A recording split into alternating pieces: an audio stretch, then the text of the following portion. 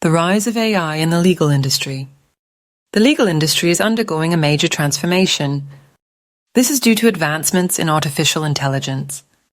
AI is reshaping how legal services are delivered. AI mimics human intelligence.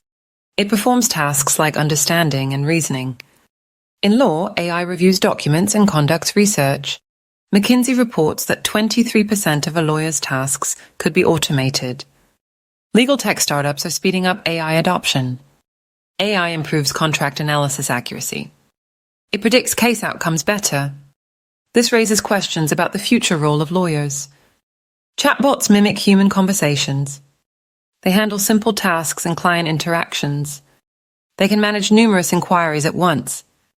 Legal Robot found a 56% reduction in client intake time with chatbots. They provide instant responses, improving client experience. Chatbots make legal help more accessible and less intimidating. Legal tech startups are integrating AI into practices.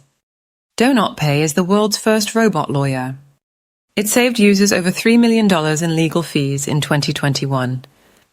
Logix uses AI for contract reviews. It achieved 94% accuracy, surpassing human lawyers. These startups are revolutionizing legal support access.